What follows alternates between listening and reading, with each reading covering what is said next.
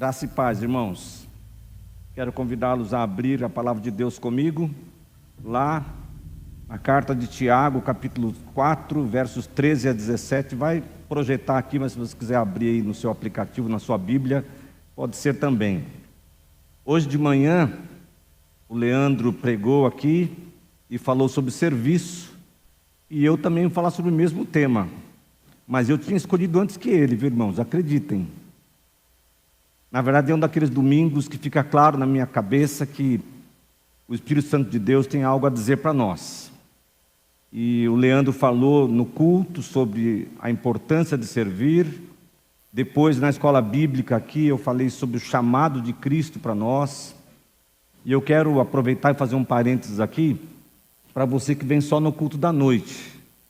Eu queria dizer para você que você, primeiro, está perdendo algo bem diferente ao não vir para a escola bíblica.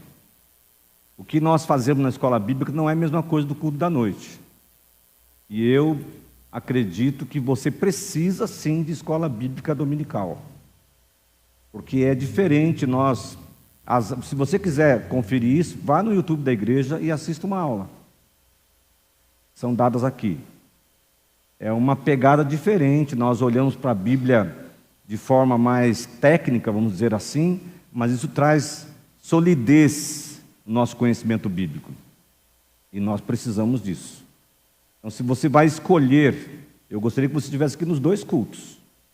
Mas se você for escolher um, venha de manhã. Traga seus filhos para a escola bíblica. E venha de manhã, você não vai se arrepender do que eu estou falando. Tá bom? Vamos lá, Tiago capítulo 4, deixa eu abrir aqui que está em outro aqui ainda, só um pouquinho.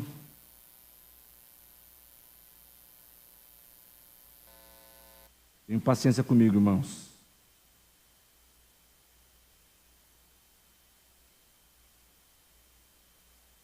Não sei o que está acontecendo, eu vou ter que abrir de novo.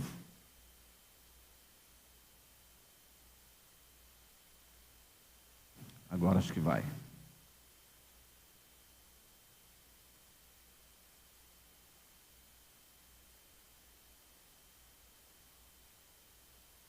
Isso.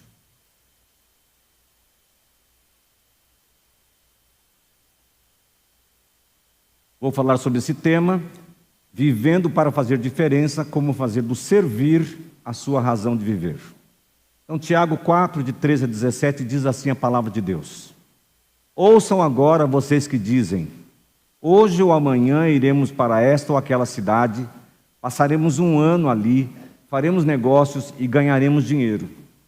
Vocês nem sabem o que lhes acontecerá amanhã. Que é a sua vida? Vocês são como a neblina que aparece por um pouco de tempo e depois se dissipa. Ao invés disso, deveriam dizer, se o Senhor quiser, faremos isto ou aquilo. Agora, porém, vocês se vangloriam das suas pretensões. Toda vanglória como esta é maligna. Pensem nisto, pois quem sabe que deve fazer o bem e não o faz, comete pecado. Que Deus nos dirija por sua palavra essa noite. O que eu vou fazer aqui agora, de forma muito simples, é fazer algumas afirmações sobre o texto. Eu vou levantar algumas exortações de Tiago para nós, alguns alertas importantes de Tiago para nós. Depois eu vou tirar algumas conclusões e aplicar para nós de modo simples e direto, tá bom? Sobre a importância de nós servirmos também. Então eu começo dizendo o seguinte, marcas, para você pensar.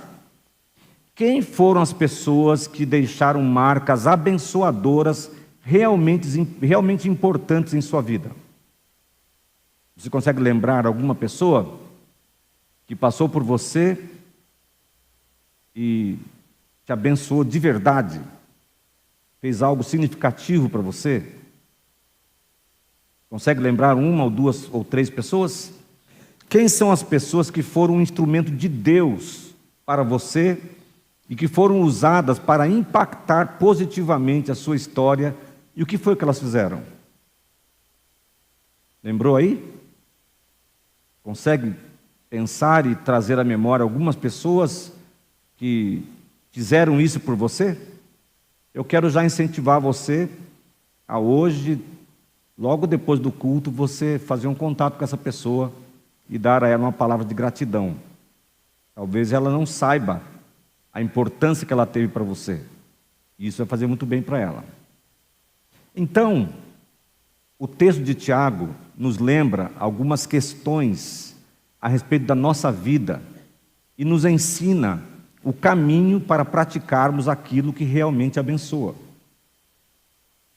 Se nós queremos, assim, marcar a vida dos nossos filhos, da nossa família, dos nossos amigos e colegas do trabalho, nós precisamos levar a sério as seguintes exortações de Tiago para nós. E aqui vai começar, então, os alertas. Pode passar mais uma, por favor? Vai começar, então, aquela lista de alertas, de exortações de Tiago para nós. E é muito simples, você vai enxergar isso no texto, assim como eu enxerguei também. Em primeiro lugar, Tiago nos lembra que a vida é breve. A vida é breve, irmãos. A vida é um sopro. Quem aqui se sente jovem?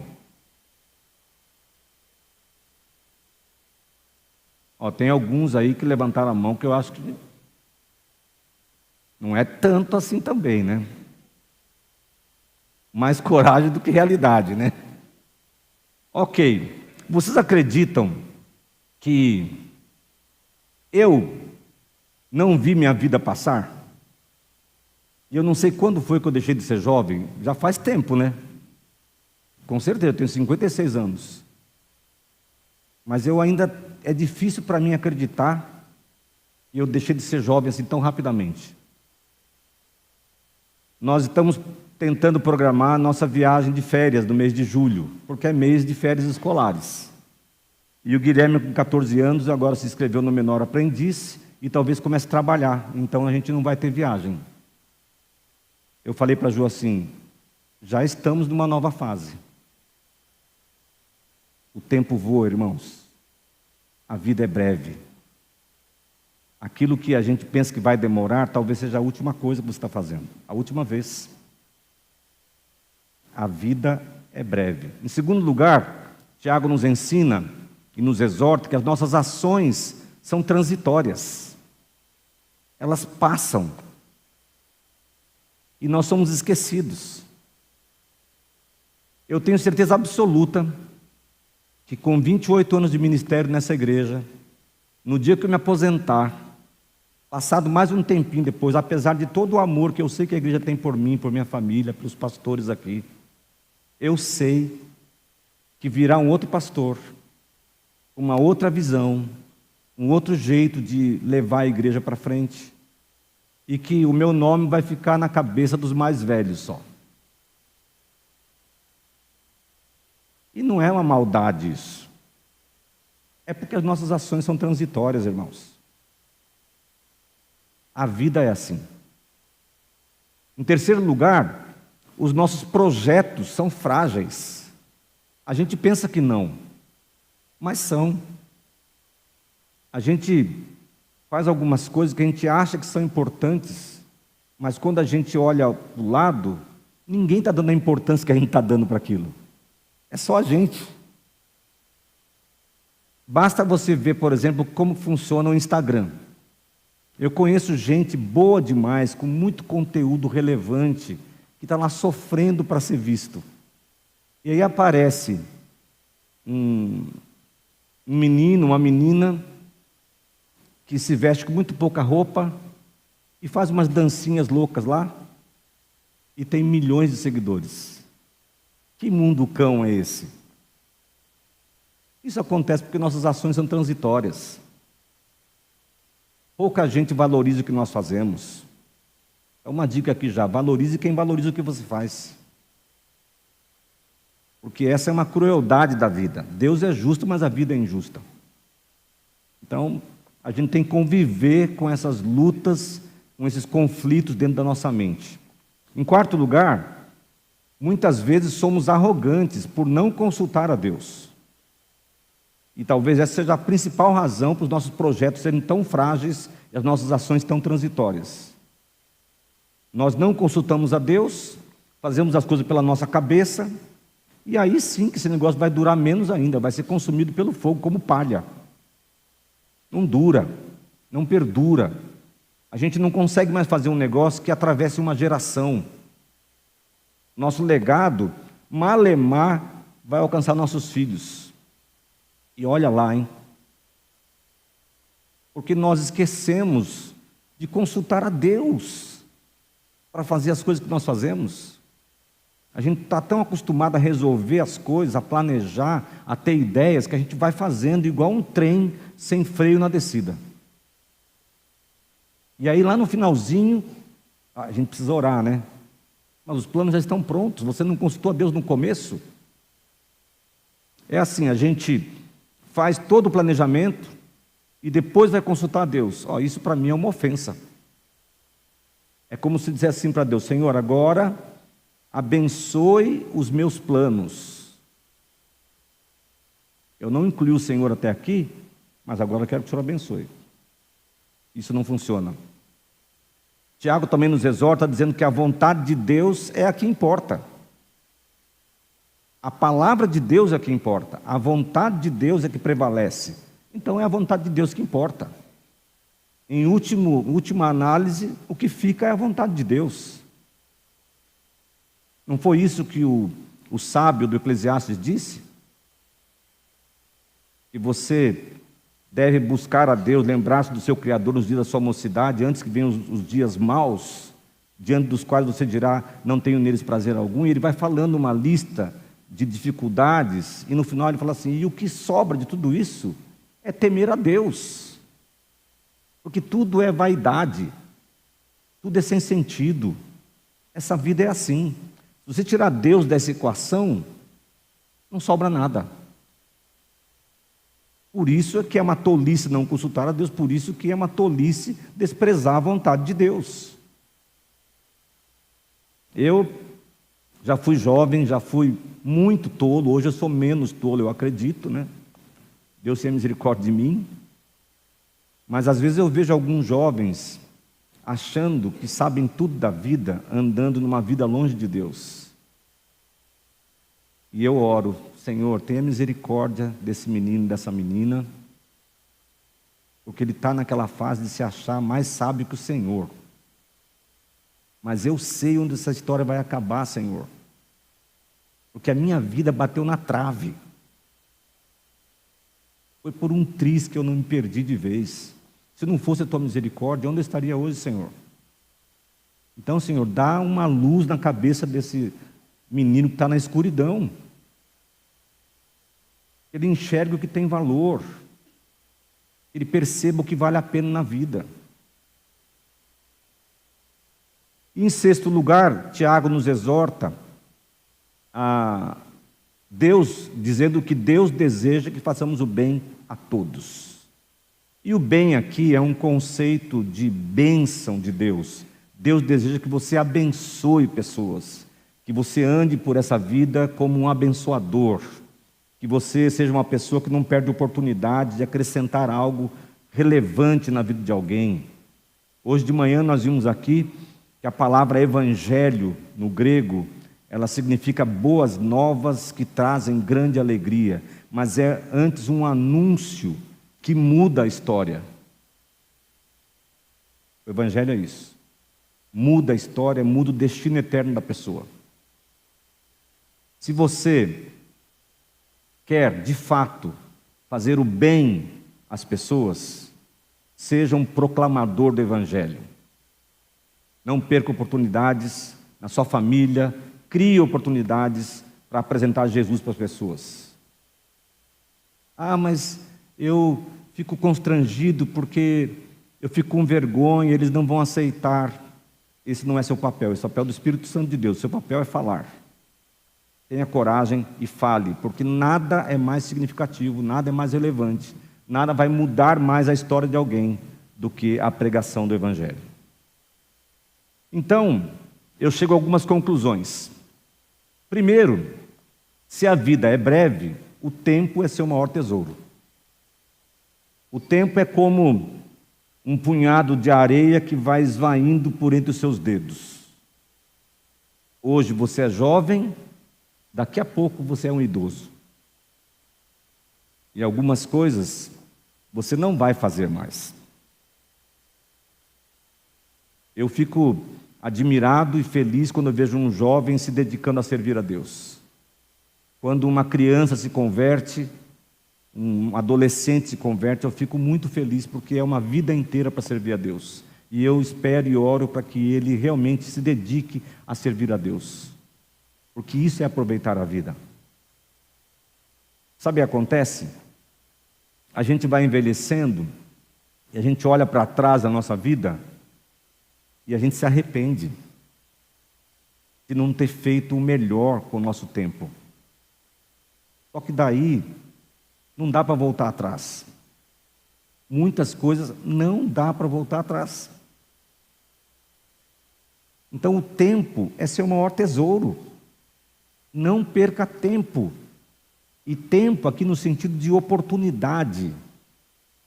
O tempo de Deus para você. Não perca a oportunidade de fazer da sua vida algo significativo. Ah, mas eu gosto de videogame, eu gosto de jogar futebol, eu gosto de me divertir, eu gosto de navegar na internet, eu gosto do que for. Mas eu, como pai, como pastor, eu pergunto: o que você está fazendo com a sua vida? Você vai se arrepender. Acredite. É cruel, mas o envelhecimento traz essa consciência de que nós perdemos tantas oportunidades e agora não tem mais o que ser feito. Eu espero que você não passe por esse sentimento. Que você olhe para trás e tenha a consciência de que você fez o seu melhor. Vocês se lembram daquele episódio em que o profeta Natã foi confrontar o rei Davi? Por causa dos pecados que ele cometeu, adultério, assassinato. E aí Natã começou a fazer a lista das bênçãos de Deus para Davi. Davi, você conquistou tantos reinos, você teve tantas mulheres, cavalos, rebanhos, riquezas. E falando em nome de Deus, ele disse uma frase que é aquela que eu morro de medo de ouvir de Deus no final da minha vida. Ele falou assim: mas eu te daria muito mais. Você quer ouvir isso de Deus? Pois eu te daria muito mais. Se você tivesse feito da sua vida um altar para me agradar, eu teria te dado muito mais. Espero que você não passe por isso. Segunda conclusão: se as nossas ações são transitórias, procure realizar as que mais vão impactar as pessoas. E aqui eu já citei a principal, a proclamação do Evangelho. Mas há outras coisas. Às vezes a gente encontra pessoas destruídas no caminho. Seja um instrumento de Deus para levantar esse irmão, esse amigo. Doe tempo, doe a sua própria vida, o seu amor, sua atenção. Abra a Bíblia com ele, oriente, ajude, porque essas coisas realmente fazem diferença. Uma pessoa que precisa de uma direção assim, ela não consegue tomar outras decisões importantes. Então ela precisa se reequilibrar primeiro, para depois tomar as decisões que ela precisa tomar. Então você pode ser útil.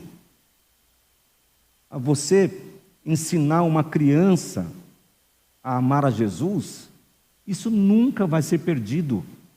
Nunca. Você encher a sua casa da palavra de Deus, você nunca vai se arrepender disso. Faça aquelas ações que realmente vão impactar as pessoas de um modo total. As pessoas vão ser transformadas. É isso que fica para nós.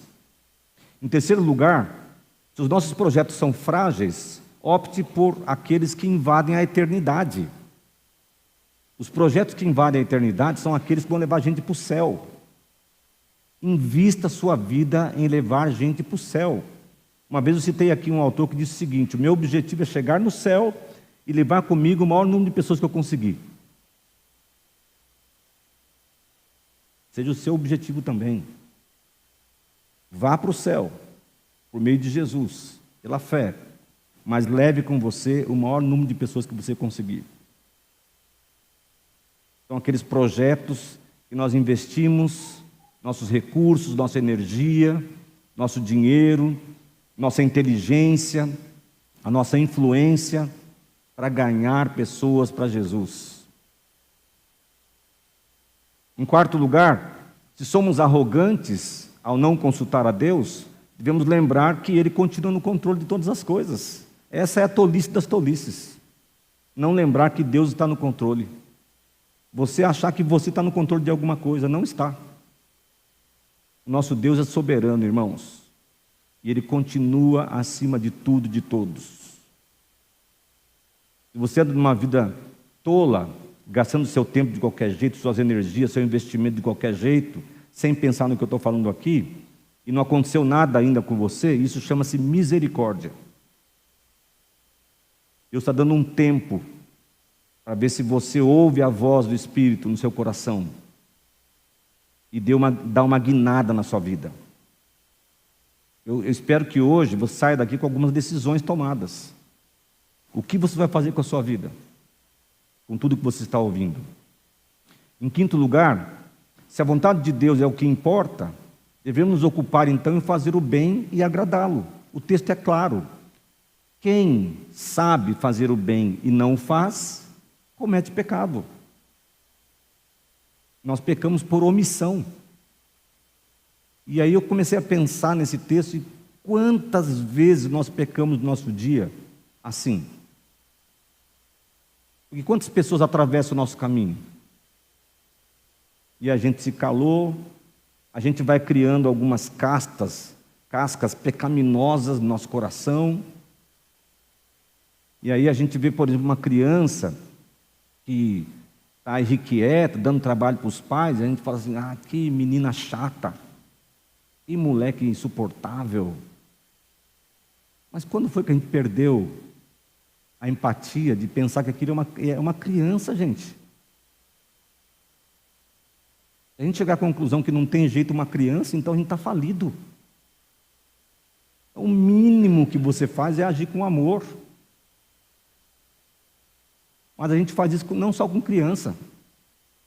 A gente vai levantando muros, e isso, então, nos impede de fazer o bem.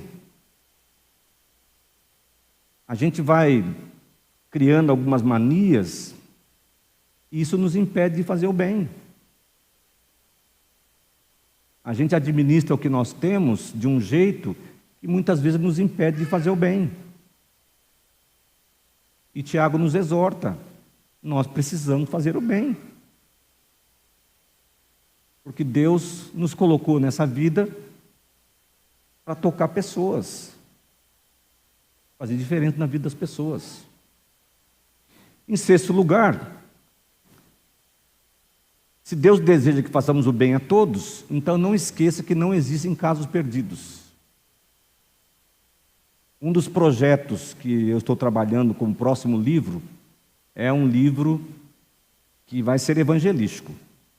Serão testemunhos de pessoas que se converteram, se afastaram do caminho de Deus, se afastaram de Jesus, foram longe demais nesse caminho, mas lá longe foram tocados por Deus, resgatados pelo amor de Deus, e voltaram, e agora estão vivendo uma nova vida com o Senhor. São, na verdade, histórias de filhos pródigos. Provavelmente o título sendo discutido, mas alguma coisa por aí vai ser: este meu filho estava perdido e foi achado. Um livro evangelístico. Agora, sabe o que a gente ganha financeiramente com os livros? Nada. Eu falei de manhã, a gente está pagando ainda, né? Só dívida. A gente não ganha nada. Mas eu não quero passar por essa vida sem fazer nada, sem ser usado por Deus para abençoar as pessoas. E também eu não creio em casos perdidos. Diante de Deus não tem casos perdidos. Mas o que nós, como igreja, fazemos por aqueles que são chamados de casos perdidos? A gente só vai tirando da lista? Ah, mas saiu daqui, chato, foi injusto comigo, então não vou atrás de jeito nenhum. Sabe que eu ouvi alguns pastores explicando de uma forma bem preconceituosa, ao meu ver, a parábola do filho pródigo, as três parábolas da perdição: a moeda, o filho pródigo e a ovelha. Eles diziam assim: a ovelha é um animal irracional, então o pastor foi buscá-la. A moeda era um objeto inanimado, então a mulher foi procurá-la. Agora o filho, o pai não foi atrás, porque a gente não deve ir atrás do filho que se perdeu. Eu falei, muito bem, hein? Conclusão maravilhosa, né? E a verdade é que não é Deus mesmo que tem que ir atrás, somos nós, os filhos mais velhos. Não é o pastor. Quem devia ter buscado o filho, se perdeu, era o seu irmão. Nem que seja por misericórdia de quem ficou. Não existem casos perdidos. O poder de Deus é maior. Então, algumas aplicações rápidas. Primeiro, não se esquive de fazer o bem por pessoas que Deus colocar em seu caminho. Faça o bem, ajude, doe-se, ame, faça a diferença. Abençoe pessoas. Peça para Deus te dar um olhar sensível, olhos sensíveis, para perceber as pessoas. Lá no seu trabalho, olha, eu percebi que você não está muito bem hoje. Você gostaria de conversar? Eu estou aqui para te ouvir. Às vezes a gente percebe essas coisas e não faz. Peça para Deus te dar isso. E ande atento pelo mundo. Às vezes, a necessidade está dentro da sua casa. O seu filho lá trancado no quarto. E você precisa entrar. Às vezes está na igreja. O irmão que senta do seu lado no banco, aí na cadeira. Peça para Deus te dar olhos sensíveis, coração sensível. Em segundo, faça o bem secretamente, para que o seu galardão fique guardado. O que sua mão direita fizer, que a sua mão esquerda não saiba. Esse é um conceito bíblico, um princípio bíblico. Não faça por propaganda, não é isso, Lê? Que o pessoal está fazendo lá, você falou de manhã? Tem gente que vai lá para fazer selfie, vídeo, se aproveitando da desgraça. Faça o bem secretamente, não conte para ninguém, para que Deus te recompense. E Deus vai te recompensar. Terceiro, procure olhar para as pessoas à sua volta com interesse genuíno de descobrir formas de abençoar. Isso é um jeito da gente condicionar a nossa mente. Se você começar a pensar assim, eu preciso prestar atenção, Deus me deu olhos sensíveis, então eu preciso agora discernir de que maneira eu posso abençoar essa pessoa. Ore, busque a Deus, consulte o Senhor. E peça para Deus te mostrar, Senhor, o que eu posso fazer? Como que eu posso ser um canal do teu poder na vida desse irmão, desse meu amigo, desse meu filho, do meu cônjuge? Como que o Senhor pode me usar poderosamente para mudar a história dele? Peça isso para Deus, e Deus vai ouvir sua oração. Em quarto lugar, ame as pessoas sem fazer perguntas demais. Ame simplesmente porque esta é a vontade de Deus, e não porque as pessoas merecem. Afinal de contas, Deus abençoa você todos os dias e você não merece. E aí a gente tem um questionário, né? Pronto já. Ah, mas está nessa condição aí? O que quis? Botou a própria vida? Ou vou dar dinheiro, mas vai encher a cara de cachaça? E a gente vai criando os pré-requisitos para fazer o bem. Eu não estou falando para você ajudar de qualquer jeito e sem pensar que vai ser um desperdício, não é isso. mas você precisa ser menos criterioso. Porque se Deus fosse assim com você e comigo, a gente estava lascado. Se Deus fosse pensar, não, eu não vou abençoar o Clóvis porque foi ele que fez isso aí, a culpa é dele. Ou ele não merece. Então, não pode ser assim. Em último lugar, procure ser generoso e obrigue-se a repartir antes que qualquer tesouro vá na direção do seu coração. E isso vai acontecer. Se você se demorar com qualquer riqueza deste mundo, no seu bolso, na sua casa, na sua vida, isso tende a ir para o seu coração. E aí, como que é o versículo? Onde estiver o teu tesouro, ali estará o teu coração. E aí virou idolatria. Junte tesouros no céu, que não podem ser consumidos. Deus vai se alegrar de você e vai te abençoar muito mais. Então hoje eu quero orar por quem deseja servir. Quem deseja fazer do servir a sua razão de viver. Quem quer ser um instrumento de Deus na vida das pessoas. Quem não quer passar por essa vida em branco. Quem quer fazer diferença.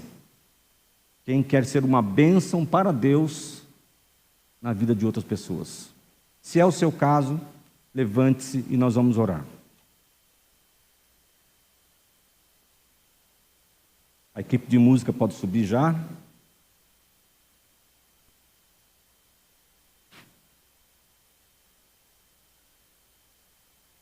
Eu vou pedir que você faça assim, olha. Não é nada místico, tá bom, gente? É só um gesto. Você faça assim, ó.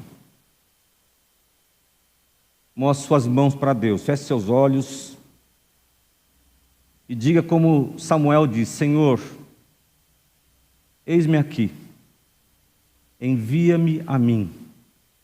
Eu quero ser usado por Ti, ó Deus. Tenha misericórdia da minha vida. E usa-me para ser uma bênção onde eu estiver. Que a minha vida, ó Deus, frutifique e seja bênção a ser derramada em todos ao meu redor. Dá-me sabedoria, olhos sensíveis, coração sensível, para perceber a necessidade do meu irmão. E também, Pai, sabedoria para discernir o que de melhor eu posso fazer para realmente abençoá-lo de um modo a impactar a sua vida e transformar o seu caminho pelo Teu poder. Usa-me, ó Deus, na minha casa, usa-me no meu trabalho, usa-me na escola, entre os meus amigos, onde eu estiver. Dá-me um coração bom, Senhor. Dá-me um coração generoso. Não deixa, ó Deus, que eu me torne um egoísta, um acumulador, mas pelo contrário, Senhor, que eu aprenda a cada dia a alegria que está em repartir, e que o Espírito do Senhor que vive em mim me dirija por essa vida, tocando pessoas, impactando vidas, transformando histórias, e que toda a glória, ó Deus, desses milagres seja do Senhor.